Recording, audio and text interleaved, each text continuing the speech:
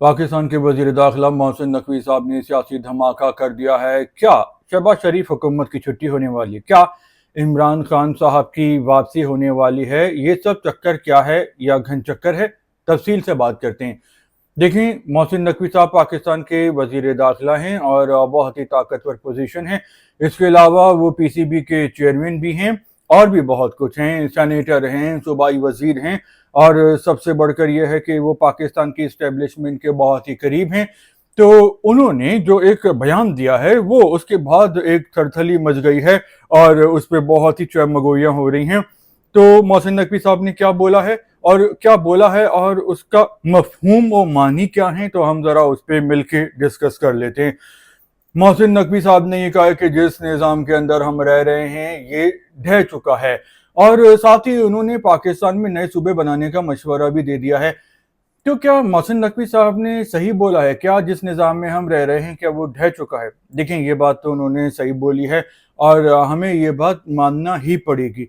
उसकी वजह यह है कि पाकिस्तान में इस वक्त गरीब हो या अमीर, कोई भी पाकिस्तान की मौजूदा सूरत हाल से खुश नहीं है। हर कोई स्ट्रगल कर रहा है और हर कोई परेशान है।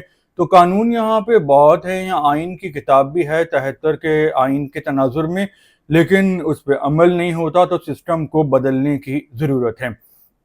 अब मोहसिन नकवी साहब की इसी बात के साथ एक और चीज़ भी जुड़ी हुई है और वो ये है कि नए सूबों का क़याम। देखिए, पाकिस्तान की आबादी बहुत ज़्यादा है, 25 करोड़ है और रकबा भी ठीक ठाक है, लेकिन आबादी जितनी ज़्यादा हो गई है तो उस हिसाब से जो रकबा है अब वो छोटा लगता है।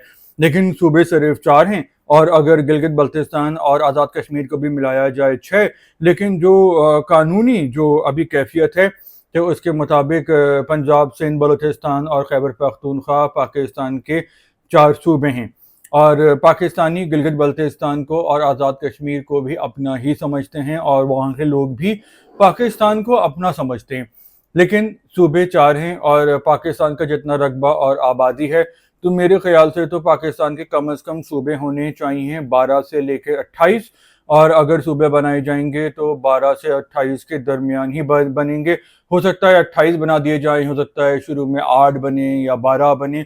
अब क्या सूबे बनाने चाहिए? देखिए, मेरा ख्याल है सूबे बनाने चाहिए, क्योंकि अभी मसले मसाइल ये हैं कि इतने बड़े बड़े सूबे हैं और जो हुकूमतें उनको चला रही हैं तो वो उनको संभालने में नाकाम हैं। यही वजह है कि हम देखते हैं कि अमन व अमान के मसले हैं, इंफ्रास्ट्रक्चर के मसले हैं, लोगों को कारोबार का मसला है, रोज़गार नहीं है, सफाई नहीं है, यानी मसलों का एक अंबार लगा हुआ है। तो होगा ये कि जब सूबे ज़्यादा होंगे और छोटे सूबे होंगे तो उनको संभालना आसान होगा, लेकिन सिर्फ सूबे बना देना काफ़ी नहीं होगा।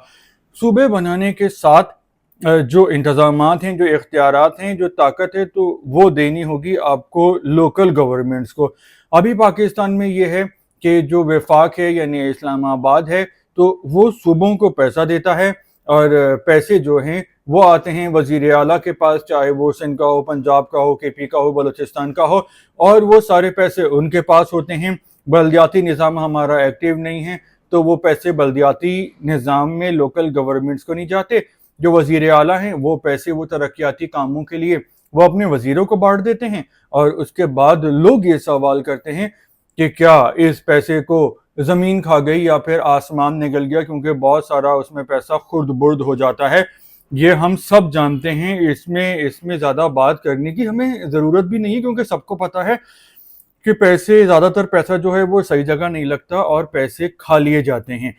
तो जब बल्दियाती हुकूमतें होंगी, बल्दियाती हुकूमतों में होता यह है कि दुनिया भर में जो भी बल्दियाती हुकूमतें होती हैं उनके जो लोग होते हैं, जो चला रहे होते हैं लोकल गवर्नमेंट्स को, वो जैसे मैं और आप जहाँ रहते हैं तो वो बल्दियाती हुकूमत के रुकन उन्हीं इलाकों में रहते हैं, गली मोहल्लों में रहते हैं।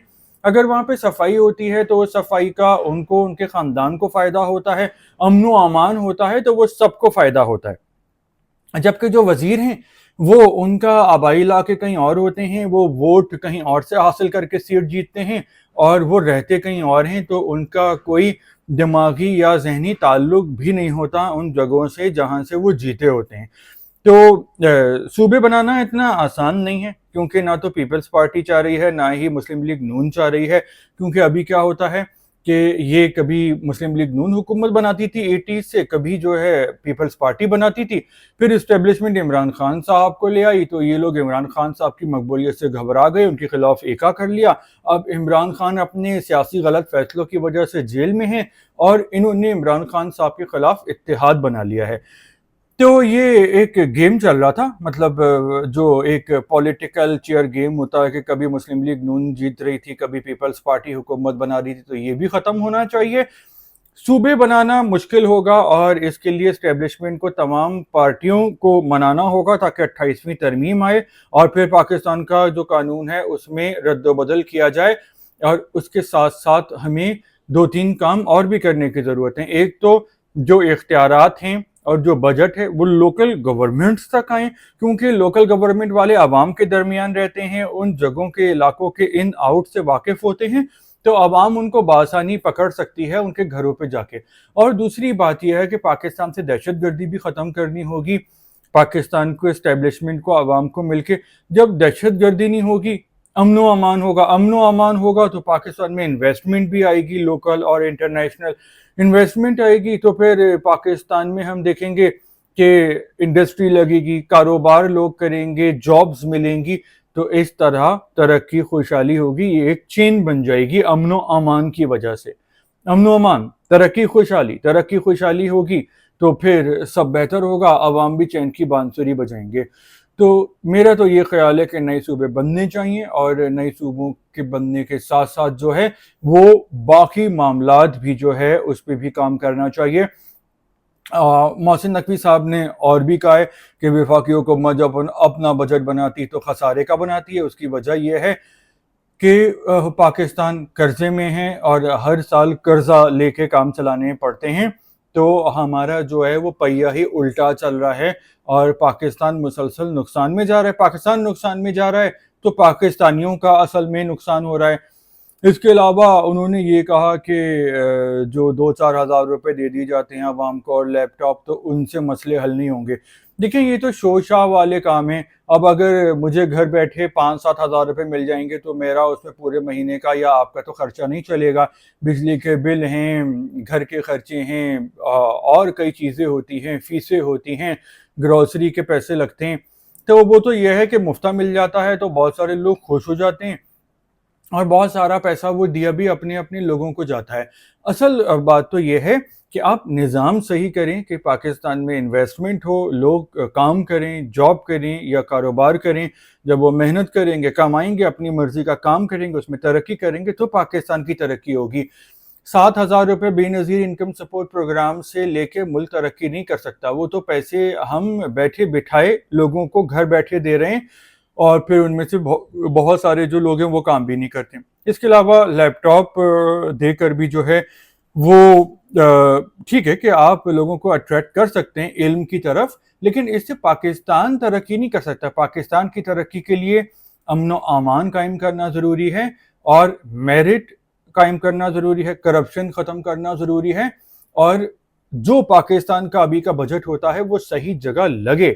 اس سے جو ہے وہ اسکول بنے، کالج بنے، اسپتال بنے، انڈسٹریاں لگے، کارخانے لگیں، تو پاکستان کا جو ہے وہ بیڑا پار ہوگا۔ تو محسن نقوی صاحب کی بات سے آپ اتفاق کرتے ہیں یا اختلاف کرتے ہیں، آپ جو بھی کہنا چاہتے ہیں آپ دل کھول کے بول سکتے ہیں۔ فی الحال اتنا ہی، دوبارہ ملیں گے۔